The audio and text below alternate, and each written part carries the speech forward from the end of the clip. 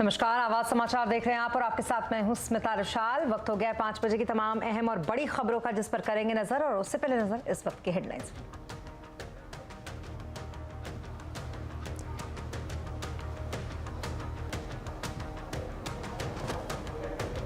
नहीं रहे यूपी के पूर्व मुख्यमंत्री और समाजवादी पार्टी के संस्थापक मुलायम सिंह यादव। यूपी में 3 दिन का राजकीय शोक। राष्ट्रपति और प्रधानमंत्री मोदी समेत सभी दलों के नेताओं ने जताया दुख। कल सैफई में होगा अंतिम संस्कार। शुरुआती गिरावट के बाद बाजार नीचे से सुधरकर बंद। आईटी बैंकिंग शेयरों के दम पर बाजार में रिकवरी। सेंसेक्स 200 और निफ्टी 74 अंक गिरकर बंद।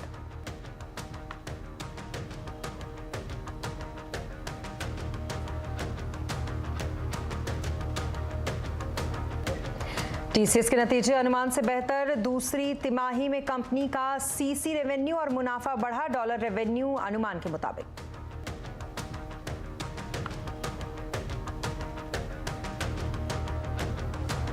विदेशी कंपनियों की ओर से डिफेंस, स्पेस जैसे सेक्टर्स में टेक स्टार्टअप के अधिग्रहण पर सख्ती की तैयारी। सरकार को राष्ट्रीय सुरक्षा की चिंता। सीएनबीसी आवाज एक्सक्लूसिव।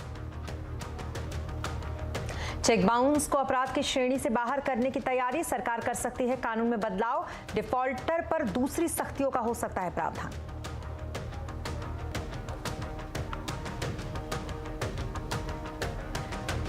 पीएम मोदी के गुजरात दौरे का आज दूसरा दिन। भरूच के कई परियोजनाओं का किया उद्घाटन और शिलान्यास। पुतिन ने लिया यूक्रेन में क्रामिया ब्रिज को उड़ाने का बदला। कीव समेत कई शहर पर किए ताबड़तोड़ मिसाइल अटैक। ब्रिज को भी उड़ाया।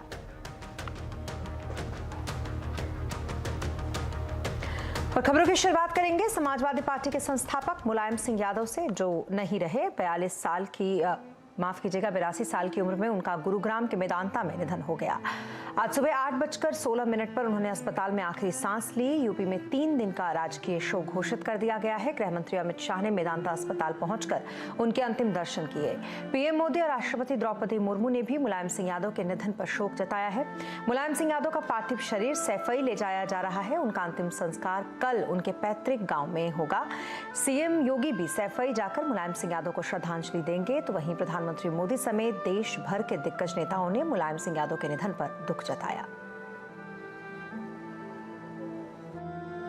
मुलायम सिंह यादव जी का निधन हो गया है। मुलायम सिंह यादव जी, उनका जाना देश के लिए एक बहुत बड़ी क्षति है। गुजरात की इस धरती से, मां नर्मदा के तट से उनको आदरपूर्वक भावभीनी श्रद्धांजलि देता हूं।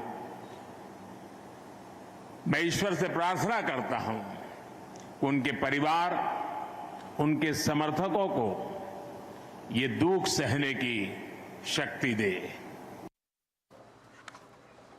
और मुलायम सिंह यादव के निधन पर राहुल गांधी ने भी शोक जताया। राहुल गांधी ने ट्वीट कर कहा, श्री मुलायम सिंह यादव जी का निधन एक बेहद दुखद समाचार है। वो जमीनी राजनीति से जुड़े एक सच्चे योद्धा थे। मैं श्री अखिलेश यादव समेत सभी शोकाकुल परिवार के प्रति अपनी गहरी संवेदना व्यक्त करता हूं।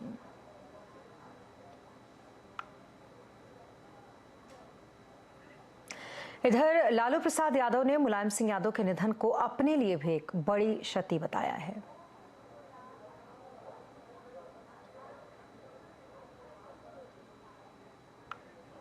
मुलायम सिंह यादव जी का वो नेता के नाम से सारी दुनिया जानती है, नहीं रहे हम लोग के बीच में।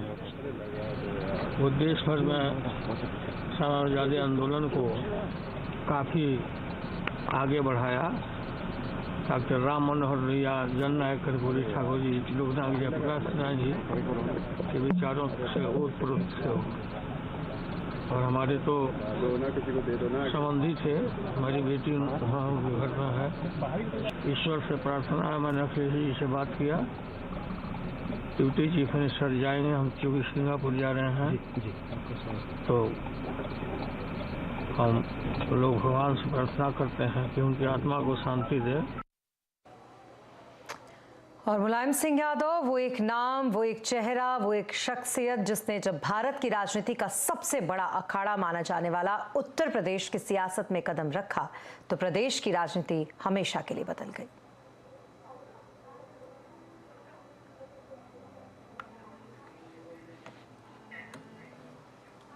और अब बात करते हैं टीसीएस के Q2 के नतीजे की कि कैसे रहे नतीजे। हमारे साथ हर्षदा सामंत इस वक्त मौजूद हैं। हर्षदा जी, कैसे रहे नतीजे Q2 के टीसीएस के? इस तिमाही में टीसीएस ने थोड़ा सा सरप्राइज किया है, क्योंकि कांस्टेंट करेंसी बेसिस पर ही अगर आप शुरुआत करें, जहां पर बाजार का अनुमान था ये 3.4% के आसपास का आंकड़ा डिलीवर करेगा, कंपनी ने उससे काफ़ी बेहतर दिखाया है और 4% कांस्टेंट करेंसी रेवेन्यू ग्रोथ देखने को मिली है। डॉलर टर्म्स में अगर आप ध्यान दें, अनुमान $6,870 मिलियन का था, $6,877 मिलियन का कंपनी ने आंकड़ा दिखाया है। लेकिन जो बड़ा बीट है, जो बड़ा सरप्राइज है, वो दरअसल मार्जिन्स के पैमाने पर आया है, जहां पर इस तिमाही में दरअसल कंपनी ने 24% से ज़्यादा के मार्जिन्स पेश किए हैं। याद रखिएगा, जो दूसरी तिमाही रहती है कंपनी के लिए वैसे भी एक मजबूत तिमाही रहती है, तो उस लिहाज से कंपनी ने काफ़ी बढ़िया प्रदर्शन दिखाया है। इस बारी ऑर्डर बुक के लिहाज से $8.1 बिलियन के ऑर्डर्स Q2 में कंपनी ने क्लॉक किए हैं। लेकिन साथ ही साथ जो कंपनी की तरफ से बिजनेस आता है यूके और यूरोप वाले कारोबारों से, वहाँ पर ग्रोथ देखने को मिली है। मार्केट एक्सपेक्ट कर रहा था कि यूके और यूरोप में, क्योंकि वैसे भी स्थिति थोड़ी सी नरम है, मंदी की स्थिति वहां पर बनती हुई दिखाई दे रही है, उसके विपरीत कंपनी का प्रदर्शन जो है वो काफी शानदार साबित होता हुआ दिखाई दिया है। तो ये एक फैक्टर है जिस पर बाजार एक मजबूत रिएक्शन दिखाएगा। Q1 में वैसे भी थोड़ी सी नरमी थी, Q2 में एक बहुत तगड़ा बाउंस बैक यूके यूरोप के मार्केट्स में आता हुआ दिखाई दिया है। यूएस का मार्केट भी करीब 17.5% तक की ग्रोथ दर्ज करता हुआ दिखाई दिया है, तो वो एक अच्छा संकेत है। जो कंपनी की तरफ से कमेंट्री आई है और खासतौर से मार्जिन्स के फ्रंट पर, जो समीर सेक्सेरिया है कंपनी के CFO, वो साफ कह रहे हैं कि यहां से ऑपरेटिंग मार्जिन्स की जो प्रायोरिटी थी, याद रखिएगा एस्पिरेशन बैंड 26 से 28% का है, उस तरफ कंपनी बढ़ती हुई दिखाई दे रही है। करेंसी का फायदा इनके हाथ में लगता हुआ दिखाई दे रहा है और साथ ही साथ जो सप्लाई साइड के चैलेंजेस थे वो कम हुए हैं। एक जो दिक्कत है वो हायरिंग का आंकड़ा है। हायरिंग में इस बारी हेडकाउंट इतना ज्यादा नहीं बढ़ा है जितना शायद पिछली कुछ तिमाहियों में बढ़ता हुआ दिखाई दे रहा था, तो वहां पर थोड़ा सा एक हेडविंड है। वरना ये नतीजे अगर आप देखें मजबूत हैं। ऑफ कोर्स अब यहाँ से मैनेजमेंट कमेंट्री क्या कह रहा है, खासतौर से अमेरिकी इकोनॉमी को लेकर, उस पर ज़्यादा ध्यान होगा, लेकिन यूके यूरोप में ग्रोथ देखने को मिली है। जी, बहुत शुक्रिया तमाम डिटेल्स के लिए हर्षदा जी आपका, और ये इन नतीजों को बताने के लिए बहुत शुक्रिया। तो कुछ इस तरीके के रहे Q2 में टीसीएस के नतीजे। और अब बात मार्केट की। बाजार आज शुरुआती गिरावट के बाद निचले स्तर से सुधर कर बंद हुआ। आईटी बैंकिंग शेयरों के दम पर बाजार में रिकवरी हुई। आज के कारोबार में सेंसेक्स 200 पॉइंट गिरकर 57,991 पर और निफ्टी 74 पॉइंट गिरकर 17,241 पर बंद हुआ।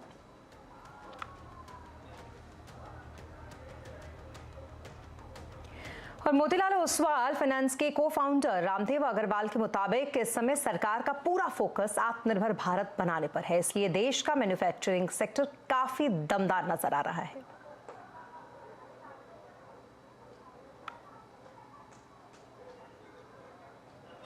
और रामदेव अग्रवाल से पूरी बातचीत हमारे मैनेजिंग एडिटर अनुज सिंघल के साथ आप देख सकते हैं आज शाम 7:27 पर। और अब बात करेंगे चेक बाउंस की। दरअसल सरकार चेक बाउंस के मामले को अपराध की श्रेणी से बाहर करने जा रही है, यानी कि चेक बाउंस के चलते अब किसी को जेल नहीं होगी, लेकिन इसके साथ ही चेक की रकम वसूली का दूसरा रास्ता भी तैयार किया जाएगा। इस खबर पर डिटेल लेते हैं आलोक प्रियदर्शी से। आलोक, बताएं कानून में क्या बदलाव करने जा रही है सरकार? बिल्कुल, देखिए, अगर आपके बैंक खाते में पर्याप्त रकम नहीं है तो भली भांति सोच समझकर ही चेक जारी करें, क्योंकि अगर चेक डिसऑनर हुआ तो हो सकता है कि इसकी वसूली आपके दूसरे बैंक खातों से की जाए, या फिर बैंक आपको नया खाता खोलने पर भी रोक लगा दें। यही नहीं, आपकी क्रेडिट हिस्ट्री यानी सिबिल स्कोर भी खराब हो सकता है, जिससे कि बैंक आपको नया लोन नहीं देगा। इसके साथ साथ जो जीएसटी के तहत जो स्टार रेटिंग सिस्टम आने वाला है उससे आपका बिजनेस प्रभावित हो सकता है, क्योंकि यहाँ पर भी आपकी स्टार रेटिंग खराब हो सकती है। तो कुल मिलाकर सरकार कोशिश ये कर रही है कि जो नेगोशिएबल इंस्ट्रूमेंट एक्ट है उसको डिक्रिमिनलाइज किया जाए, उसमें जो 2 साल का जेल का प्रावधान है उसको हटाया जाए, लेकिन साथ ही साथ वो कुछ ऐसे सख्त प्रावधान लाना चाहती है जिससे कि देश की अलग अलग अदालतों में चल रहे जो करीब 35 लाख चेक डिसऑनरिंग के केसेस हैं उस पर लगाम लगाई जा सके, उसमें कमी लाई जा सके। तो कुल मिलाकर जो जेल के प्रावधान के बावजूद भी इस तरह के मामलों में कमी नहीं आ रही है, लिहाजा सरकार इस तरह के सख्त प्रावधान इस एक्ट में लाना चाहती है ताकि जो पेई है या फिर जो चेक डिसऑनर के मामले हैं उनमें आने वाले दिनों में कमी लाई जा सके। जी, बहुत शुक्रिया तमाम डिटेल्स के लिए आपका आलोक। और आज मेंटल हेल्थ डे है और आज मेंटल हेल्थ को लेकर काफ़ी जागरूकता की कमी सबसे बड़ी चुनौती रहती है और इसी पर आज चर्चा करेंगे, बड़ी चर्चा कंज्यूमर अड्डा में शाम 5:57 पर।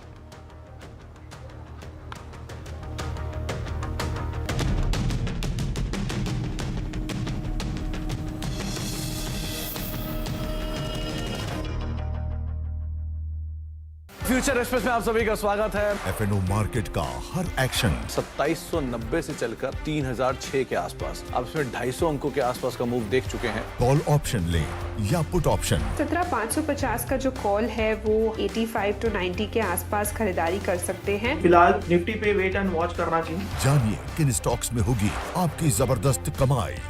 3300 के नीचे अर्ली क्लोज अगर आए तो आप शॉर्ट करके यहाँ पर जा सकते हैं। देखिए फ्यूचर एक्सप्रेस।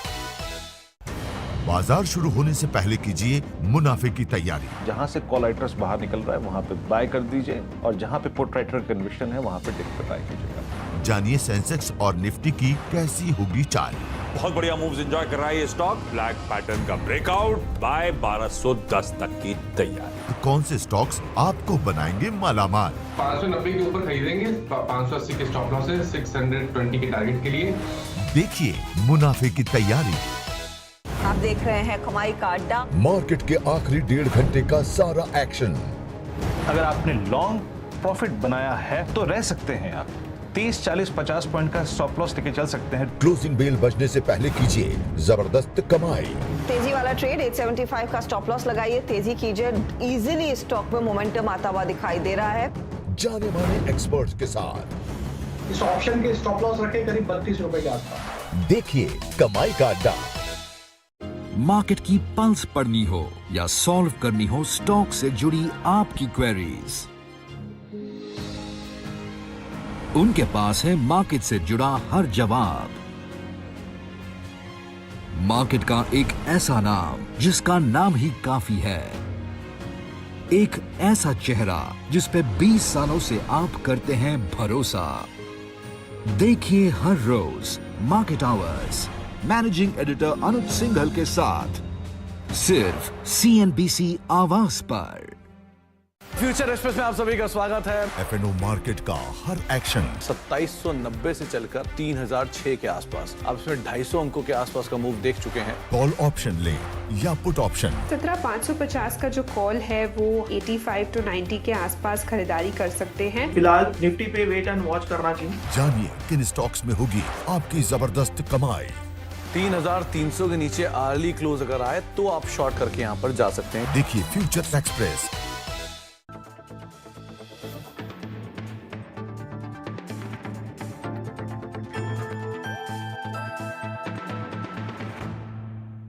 पिछले कुछ दिनों से या फिर कहीं कुछ हफ्तों से मैं देख रहा हूं कि शेयर बाजार में अच्छी खासी गिरावट देखने को आ रही है। तो गिरावट होती तो जाहिर तौर पर कई निवेशक हैं, कई ट्रेडर हैं, उनको नुकसान हो रहा होता है। तो आप पूछेंगे टैक्स गुरु का इससे क्या लेना देना है, तो बता दूं कि हमारी टैक्स एक्सपर्ट गौरी चड्ढा कुछ खास रिसर्च करके लाई हैं और इनका कहना है कि जो नुकसान हो रहा है उस नुकसान की भरपाई कुछ हद तक आप टैक्स बचा कर सकते हैं। अब कैसे कर सकते हैं मुझे भी नहीं पता, गौरी से पूछा। तो गौरी कैसे करेंगे इसको? जी, इसका बहुत ही एक यूनिक तरीका है जो शायद ट्रेडर्स सोचते नहीं हैं कि हम ये ऐसे भी कर सकते हैं। तो अगर जैसे आप किसी भी स्टॉक में लॉस हो रहा है तो आपको लगता है कि आपको लॉन्ग टर्म इसको होल्ड करके रखना है और जब ये प्रॉफिट में आएगा तभी बेचना है, तो आप इसमें कुछ ट्विकिंग कर सकते हैं।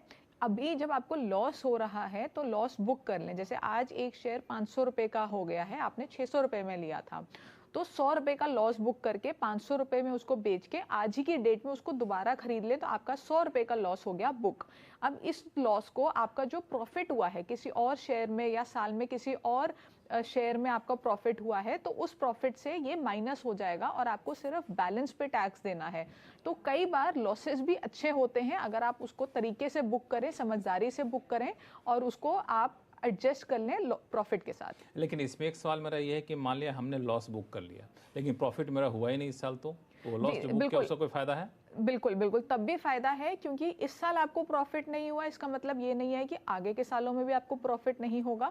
तो ये जो लॉस आपने इस साल बुक किया है ये अगले 8 साल तक आप कैरी फॉरवर्ड कर सकते हैं। 8 साल तक? 8 साल तक। तो 8 साल तक आपको डेफिनेटली कहीं ना कहीं अगर आप स्टॉक मार्केट से जुड़े रहते हैं, मार्केट गिरेगा नहीं तो बिल्कुल बिल्कुल आपको अच्छा खासा प्रॉफिट होगा। तो 8 साल तक आप इसको कैरी फॉरवर्ड करके एडजस्ट कर सकते हैं। तो बिल्कुल काफी पते की बात है कि अगर शेयर बाजार के निवेशक आप हैं और तो इस गिरावट से घबराए ना, इस गिरावट में भी अपना कहते हैं ना आपदा में अवसर ढूंढने, तो इस अवसर ढूंढिए और इसमें आप लॉस बुक करिए। लॉस को जैसा गौरी ने कहा कि 8 साल तक कैरी फॉरवर्ड कर सकते हैं। 8 साल तक कभी भी आपको मुनाफा होगा तो उस नुकसान को उस मुनाफे के एवज में उसकी भरपाई कर सकते हैं और इस तरह से आप अपना अच्छा खासा टैक्स बचा सकते हैं। तो बिल्कुल इसका ध्यान रखिए, बहुत ही बेहतरीन उपाय बताया गौरी ने।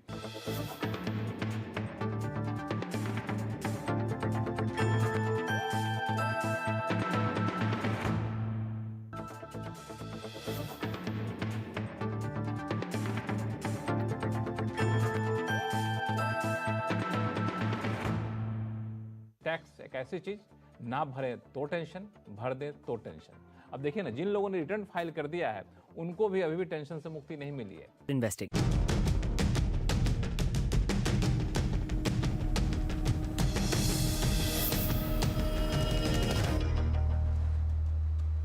और ब्रेक के बाद एक बार फिर आपका स्वागत है। रूस और यूक्रेन जंग थमने की जगह और ज्यादा विकराल होती जा रही है। आज पुतिन ने क्रामिया के ब्रिज को उड़ाए जाने का बदला ले लिया।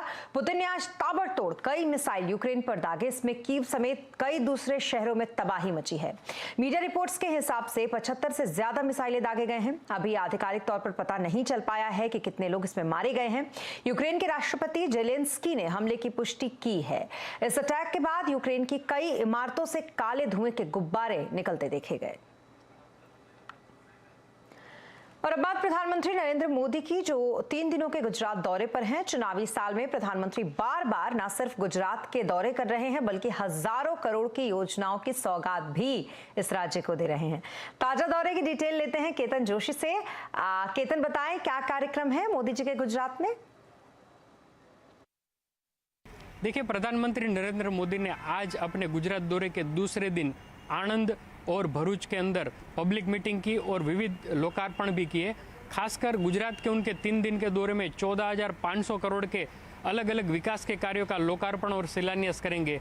अगर आज की बात करें तो आज शाम 6 बजे के आसपास वो जामनगर जाएंगे और जामनगर में एक बहुत बड़ा रोड शो भी होगा और एक जनसभा को भी संबोधित करेंगे। कल सुबह वो जामकंडोरणा के लिए जाएंगे जहां पर राजकोट के पास ही है और वहां पर वो सौनी योजना यानी कि सौराष्ट्र की जो पानी की समस्या है उसको छुटकारा पाने के लिए काफ़ी सारी योजना में से एक है सौनी योजना, उसका भी एक लोकार्पण और शिलान्यास होगा।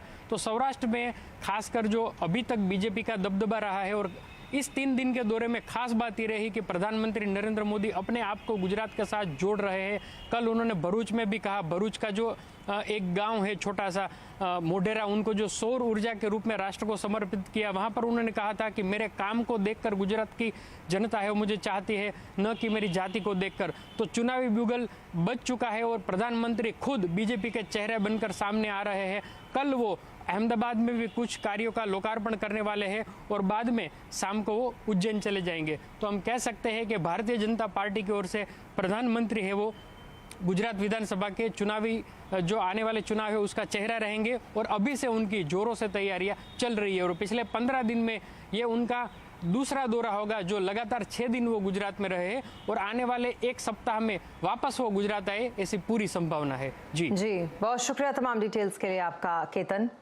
और गुजरात में विधानसभा चुनाव का ऐलान अभी हुआ नहीं, लेकिन इससे पहले ही बीजेपी और आम आदमी पार्टी की जुबानी जंग अप्रिय रूप लेने लगी है।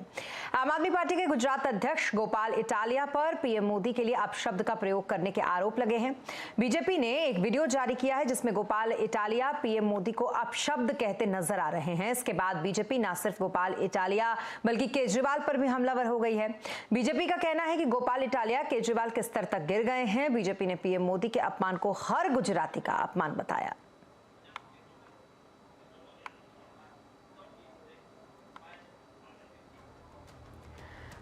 और गुजरात में बीजेपी का चैलेंजर कौन, आम आदमी पार्टी या कांग्रेस, और क्या गुजरात में बीजेपी को हराना मुमकिन है? आज आवाज अड्डा में इसी पर करेंगे बड़ी चर्चा शाम 7:57 पर।